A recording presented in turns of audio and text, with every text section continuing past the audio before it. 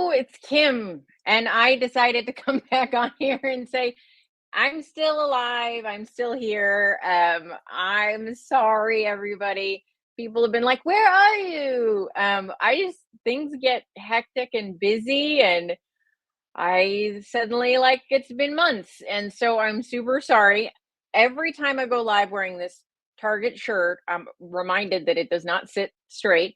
Anyway, but yeah, it's the end of September. I'm in an awkward hair length. Things are happening. Life is busy. My brother just moved to another country. The summer happened. I'm finishing a cookbook and another book, and so yeah. So I apologize that I have been MIA. Those of you that are like, are you ever coming back? I really appreciate you because, the little yappy voice in my head is like, no one cares. No one notices. They can take you or leave you. Yeah, I know. I'm sorry. Just being honest. So there you go. So let me catch you up a little bit. If you're joining me, thank you for joining me. Well, we had the summer. I'm still on my sort of slow weight loss journey. I've been trying to get to the gym, sometimes successfully, sometimes less successfully. Still eating low carb, still, trying to stay healthy, be well. I am approaching my lowest ever adult weight, which is delightful. And so everything on the personal front is going just fine. And what else? I don't know. I wasn't sure if I liked the hair behind the ear or anyway, whatever. Then I've got these little, like, the forelocks that you get, little curly hair pieces here that I get. Anyway, I don't know. I don't know. I don't. And that's what's going on with me. If you have a question, if you have a comment, if you have a thought in your head you want to share with me, please be feel free. Please feel free to put it in the comments, and I will respond to anything going on. So hey, Sabrina, and long time no see, Sabrina. Hey, David, good to see you.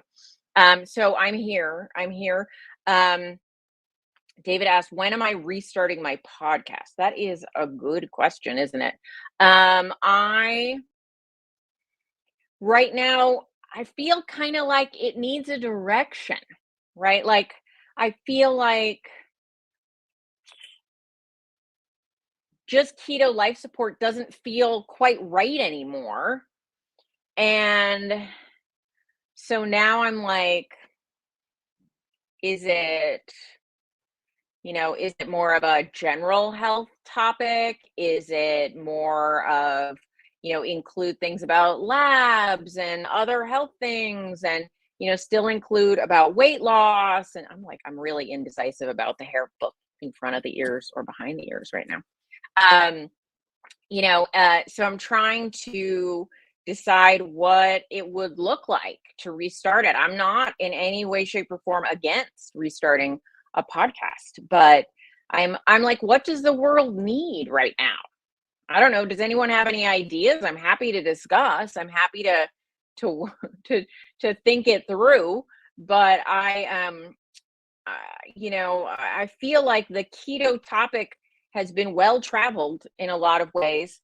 But maybe it's like, hey, like, let's decode some of these confusing things that people say, or, what do you do when, you've got I don't know, a specific health problem, or, beyond weight loss, or, right? Like, today I had a meeting with someone and we were talking about the fact that, like, they feel like keto's their only option, but they don't really like it. So, that's a question, so there's certainly a lot of things we can answer. I appreciate that, David. Hey, Pat. No problem, Pat. I just wanted to at least come on here briefly and say hey to people, because I seem to have lost my ability to be a responsible adult and actually say hello.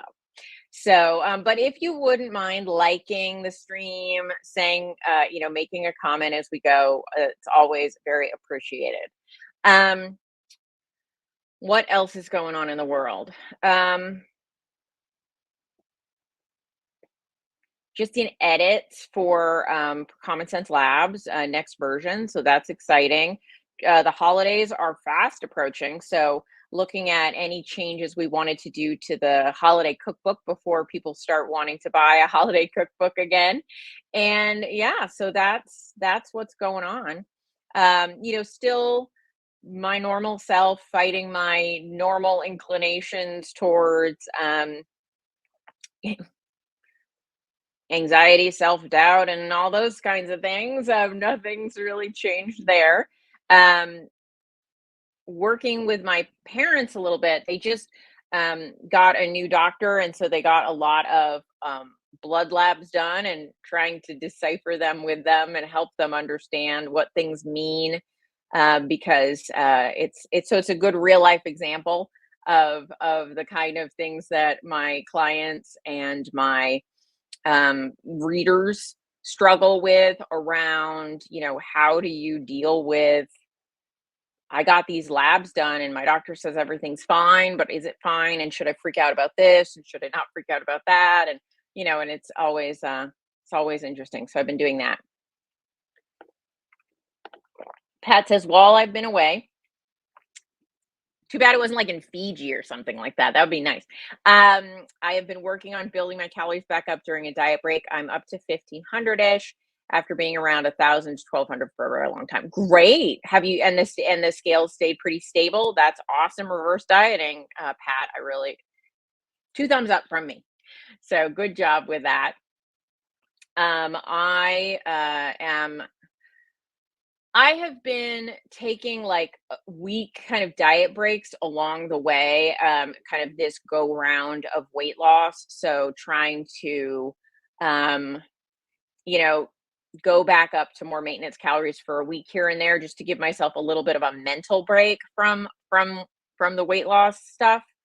But definitely a reverse diet is probably in order for me before too much time has passed.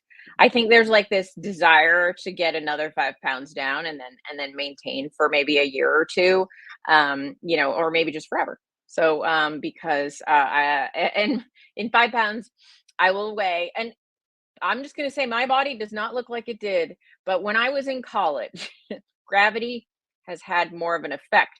When I was in college, I went on a diet. Like I was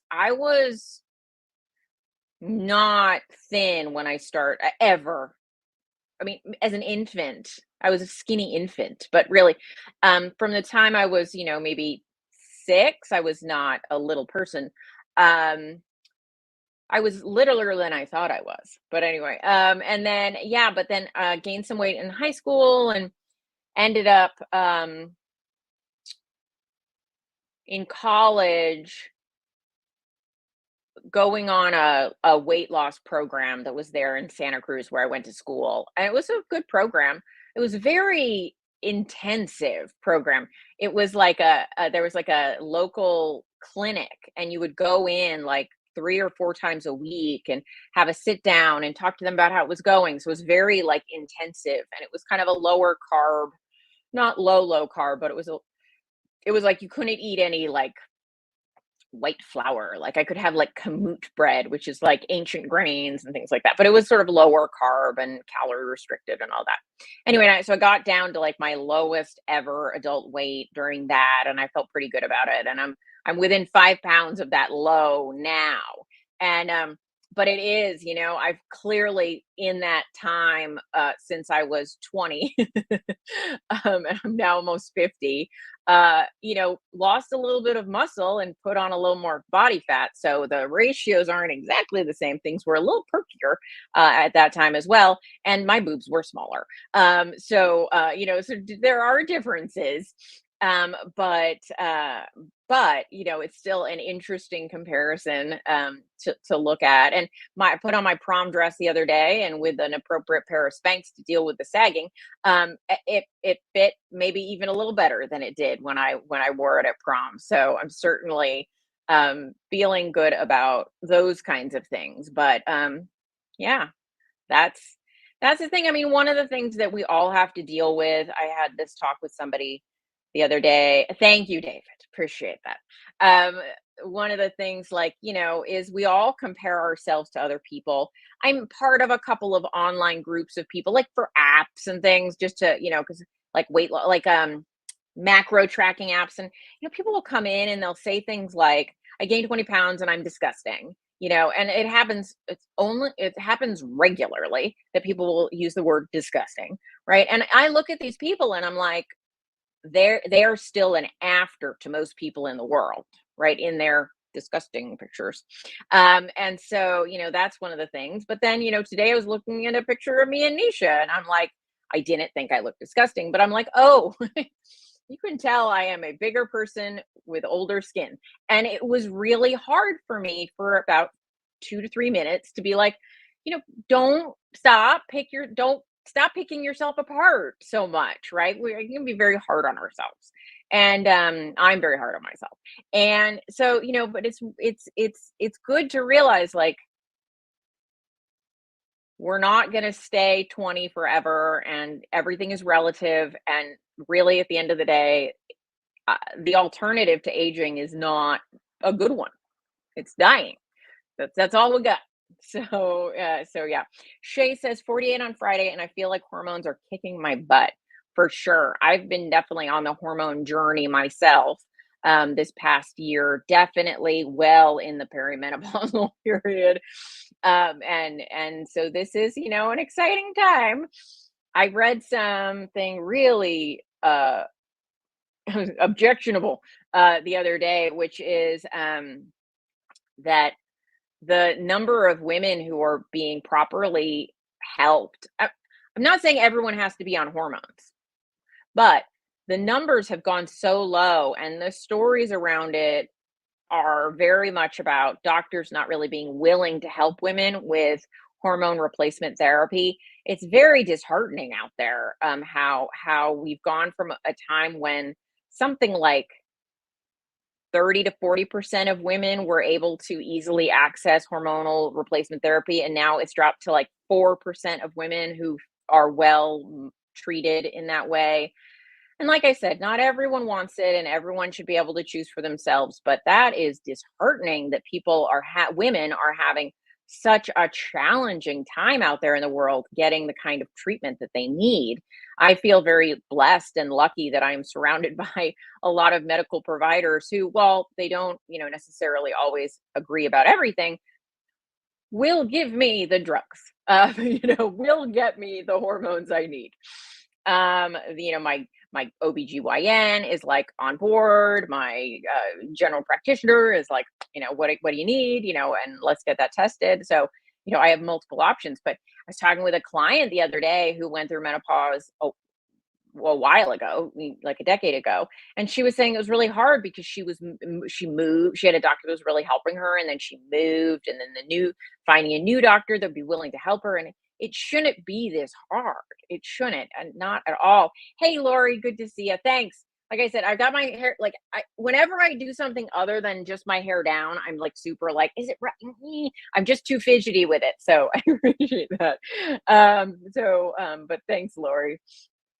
I did the 5-minute makeup routine that I do before anyone else might see me. I'm not like people who see me at the grocery store, like, there will be no makeup on. If you run into me out in the wild, most likely I will look homeless.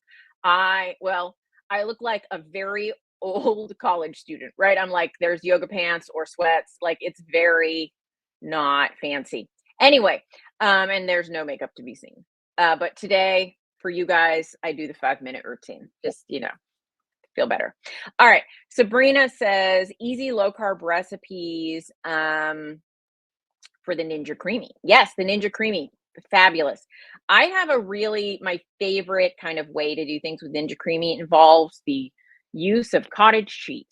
So I get the Good Culture cottage cheese and I pre-blend it. So I put it in my food processor. That does it. Good job. I have one of those blenders that if you're blending something that ends up being pretty thick, I feel like half of it is still in the blender thing. It's much easier for me to scrape out my food processor. So I do it in the food processor. So I food process a container of Good Culture cottage cheese, and then I just put it back in the container. And so when I'm making creamies, I can just scoop out of there. And so I do. So most of my creamy recipes are 100 grams of cottage cheese blended. And that if you don't blend it, it's not right. When I heard cottage cheese was the trick to good creamies, I didn't blend it, and because I thought, well, like it mixes when you creamify it. No, not the same. You got to pre-blend it. So I pre-blend and like I said, I pre-blend the cottage cheese just so that I have blended cottage cheese in the fridge to do all sorts of stuff with. But I'll put in like 100 grams of.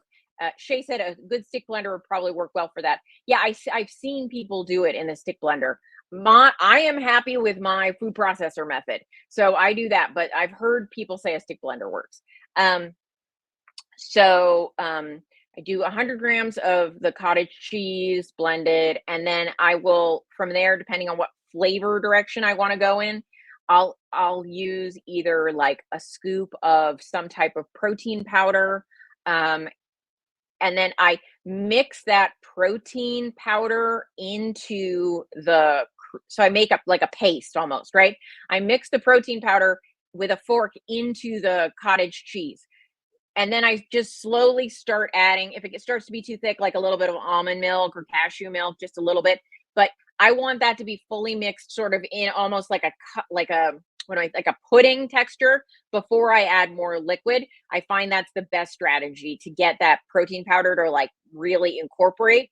So I start with the brain not working. I start with the cottage cheese, start mixing in a scoop of protein powder. One of my favorites is like a Ketochow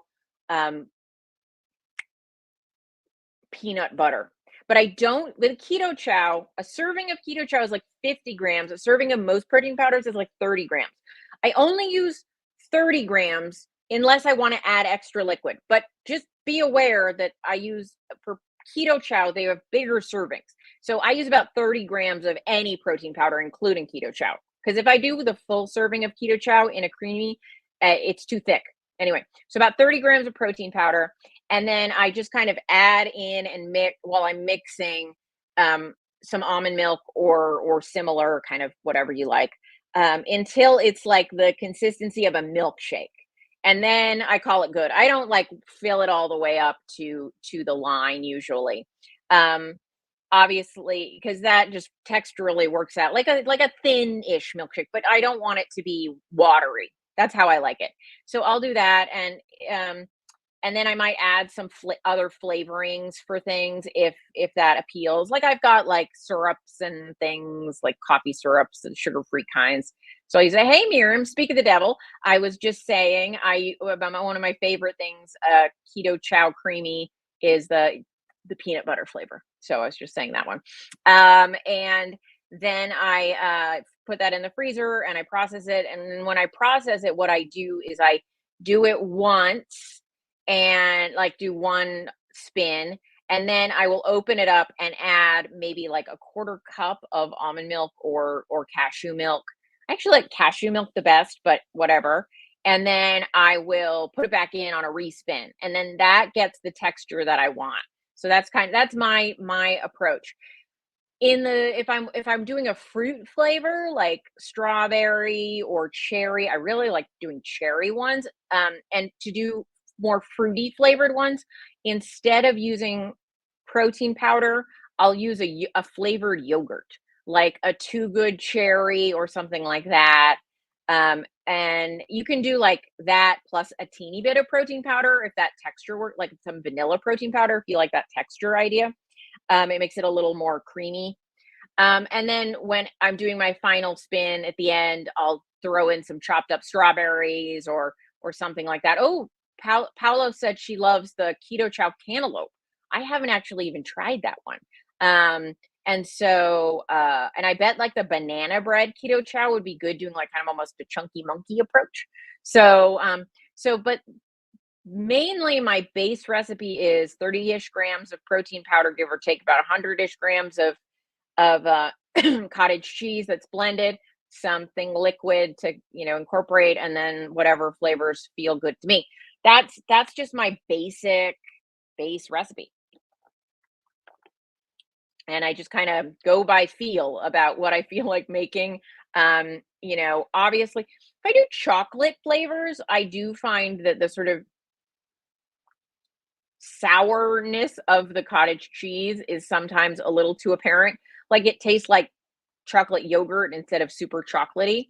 So sometimes if I'm doing that, I'll put extra cocoa powder in it to give it more leaning towards that chocolate taste. Although when I do it with that like yogurty taste, kind of tastes like chocolate cheesecake. So if you like chocolate cheesecake, that'll do it.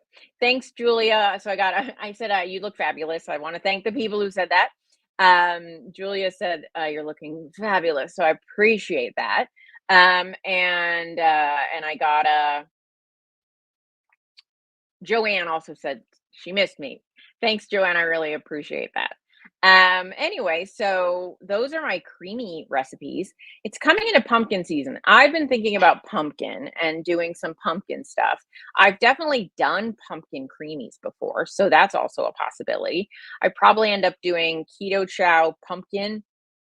I'm not making that face because I don't like it. I was having one of those thinking moments. I suddenly realized I look like I'm in pain. With maybe some pumpkin pie spice added, and you can't use too much pumpkin puree or else it gets a little funky tasting, but even a little tablespoon of that can be good. What else? But I am thinking about making pumpkin bars soon. Kind of have been on a little bit of a thought that I wanted pumpkin bars, so that might be in the making pretty soon. I do I have a recipe that I make, which is like it's actually a Frognard, which is, if you've ever heard of clafouti, which is the little like custard with cherries in it. If you make it with anything with cherries, it's supposed to be called a Frognard, but nobody knows what that is. So it's like a clafouti. But I've been thinking about making like a pumpkin version of that almost, which won't have any chunks in it, which kind of isn't the way you'd normally do it, but sort of just a very, very soft custard, but also, I guess it's very creamy, but it's also a solid. It's not like a spoonable. It's like, you get what I mean, right? Like you slice it rather than you scoop it, but it's super soft. I've been thinking about doing one of those recently. That seems like that would appeal. It's going to end up being like a pumpkin pie filling without a crust almost, but a little creamier. If that makes sense. A little more dairy-ish. And I do that with yogurt, a lot of yogurt and eggs. I've got the recipe on my website, kimhowerton.com, for that. Not the pumpkin version. Yes, it's like a bread pudding consistency, um, but without bread in it. Shay says my pumpkin bread is fantastic. Thank you, Shay. I haven't made that in a while, so it is getting to be pumpkin season. So though it is the time. I also like a good pumpkin um, pancake. Little pumpkin pancake, also very good. Rita, I think the pumpkin bread recipe is up on my website. Yeah, it is. It's the magic pumpkin bread. So you can Google Kim Howerton magic pumpkin bread, and it should take you to that recipe. I actually have two pumpkin bread recipes. One is my traditional, which is more like a traditional desserty kind of pumpkin bread, although it is a pumpkin bread, so do what you will. And then I have a newer one, which is like a protein pumpkin cranberry bread. So last year I made that one a lot more. It's a higher protein, lower fat, low carb pumpkin bread. And I put fresh cranberries in it. So it's got kind of like a pop of something kind of zingy in it. But yeah, the magic one, that one's Canberry's favorite.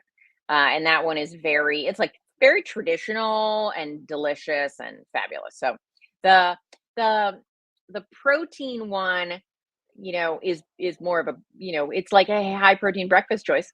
Hey Neely, it's good to see ya. And I've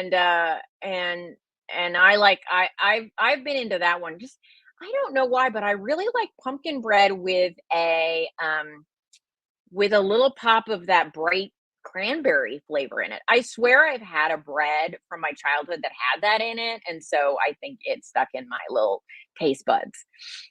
Sabrina says she makes my pork rind pancakes all the time. Well, yeah, those are a good one.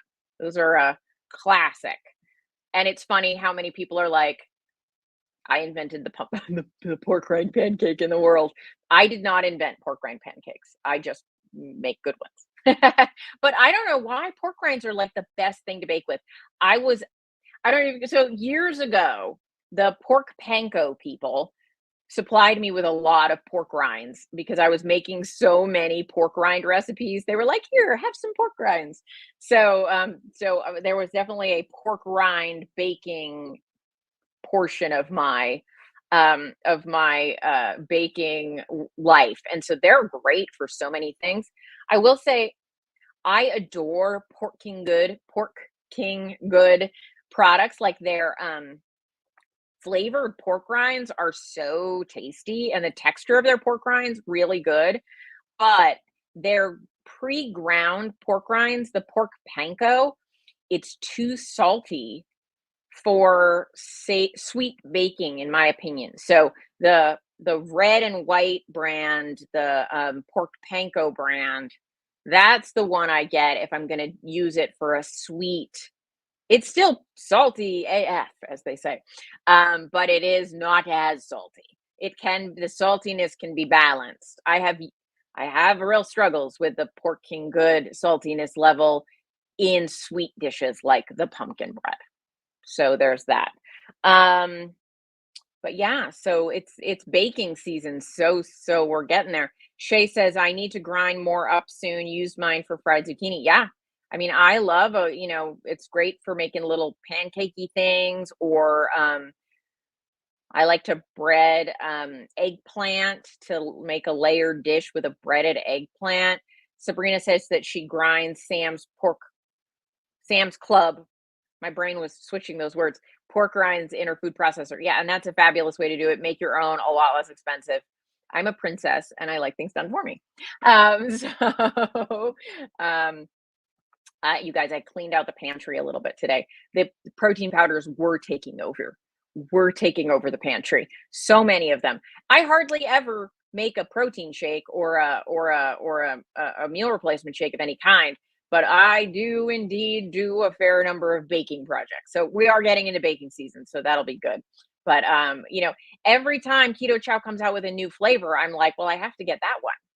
I'm gonna have to try that. Right. And so I end up with a stockpile of them, and so I have a lot of them. So I have to actually like look at them and think, okay, what am I going to make with this? And what am I going to make with that? So got to plan. Got to plan. All right. Lori is also a princess. I appreciate other people stepping forward in their princess role. So that's good. So what are people looking forward to as we get into fall? What kind of recipe requests do you have? I've been on this, the weight loss train for like a year now. And so I was like consciously avoiding the too much cooking, because I was like, I just really don't want to get too into it. And but now that desire is back. So I think this winter for me is going to be a lot of cooking. Um Shay is like, you get every flavor, but you don't have cantaloupe. Somehow I missed cantaloupe. Maybe I was traveling when cantaloupe came out. I don't know what happened there. I don't know. I Every once in a while one sneaks past me. But yeah. Yeah, for sure. Corrine says I tried my first keto chow shake today. All right. How'd it go? Did you enjoy it? Lori says I've already made the keto chow pumpkin sausage soup. That soup is so good. It's so good. I have been trying. I pulled that soup recipe up the other day actually, because I started thinking I want to make this sausage soup. But I'm trying to think of a way I can make it a little bit less fat for me, because my body seems to like a higher protein, slightly lower fat approach. So I was like, I bet I could change out the sausage. Like there are some like Trader Joe's has sausage links that have a really great flavor, but they're chicken sausage. I was like, I bet I could switch the sausage out, and then I could, yeah. So I have to tinker a little bit just to bring like, because heavy cream is delightful, but there's I can't have too much of it. I'm not saying that no one can have it. I think that soup is amazing, but I have been thinking, well, how could I tinker with that? Because the flavors are incredible, and and could I make it a little? Because Ketochow is flexible. The protein powder part of it, the powder, it's got the flavorings, it's got protein, it's got all this stuff. It's totally flexible, and I'm sure I could do it. I just have to put my mind to it. Oh, great! Corrine really liked it, and she ordered some more. So yeah, I mean, not just because I love Chris and Miriam, and they're fabulous people, but I think the product's real good. Shay says, I wonder if you could do some coconut cream with it. Even coconut cream is a little more. I guess it kind of depends on the brand. I have a brand of coconut cream that is almost as high fat as heavy cream, so that's a little different. But I bet I could do. But I bet I could look for, because I know there are some that aren't quite as high fat as that. But I bet I could find some different choices around it. Maybe even some yogurt to get the creaminess, and yeah. So it's possible. I just haven't put my little brain to it yet. Um, we are having tri-tip for dinner. We do air fryer tri-tip as much as possible, because for a couple of reasons. One, we love tri-tip. Two, my Safeway, my local grocery store, will put a 2-pack of tri-tip on sale for like less than $5 a pound every once in a while. It might be less common when we get out of barbecue season, but we're still in barbecue season here in the Bay Area because our summer is in August and September. But so we get these tri-tips, we slice them into sort of steak sized pieces, and then I throw it in the air fryer with some seasoning, and you've got dinner for the week. So we cut them up ahead of time. We trim it because they're the ones that are this price are the ones that haven't been trimmed down. They've got a fair amount of like the fat wrapped around the whatever, and so we do trim some of it off because it's it's a lot, but do you. Some of you are eating more high fat keto, that's going to work. I do more moderate fat, high protein, low carb. And so, but we trim it up, and then I slice it up, and then we just have it in a little glass container. And every night I throw 2 in the air fryer, and it's just super quick dinner. And so that's that. Yeah, it's a great price. It's like the cheapest thing they sell usually when it's there. It's not always there, and it's like a coupon-y thing that you have to have the coupon for it. Well, like a digital coupon. And but it's a great price. So whenever we can get that, we do. If we had more freezer space, I would stock up when they have that sale. It's limit 2, but we usually only have room in the fridge for 1. But they seem to have that price fairly often. I guess Safeway and Albertsons are owned by the same company, but I don't always see that meat deal at every Safeway I ever go to. So there are like 2 Safeways near me. One of them usually has it, one of them doesn't. So I don't know. I just take advantage of it when I can. Are they no, they are fresh. So that I don't buy, they aren't frozen when I buy them. So I just leave them not frozen. And so I know the timing. I do know I've heard like Michaela Peterson puts frozen steaks in the air fryer. And I would if they were already frozen, but they're fresh. So I don't freeze them to anyway. And so I know that they take, based on like we make them pretty thick, I know they take about 8 to 10 minutes, and life is good. So pretty easy. What else? And then I'm going to make some green beans. Eric will have some rice. I won't. I think that's probably what I'm going to do. I think that's probably the plan. All right. All right. Well, I wanted to come on here and do this sweet and short and get back to it and try and get back in the habit of talking to people. Hey, and I'll be back next week. I will come back. And we can talk about whatever people want to. Bring your questions, and we'll get back to it. But now I'm going to get dinner ready for the fam, and have a nice evening of chill. All right, guys. All right, I'll talk to you soon. Take care. If you watch this on the replay, put questions in the comments so that when I start the next live, I'll start with those questions. All right, guys. Bye-bye.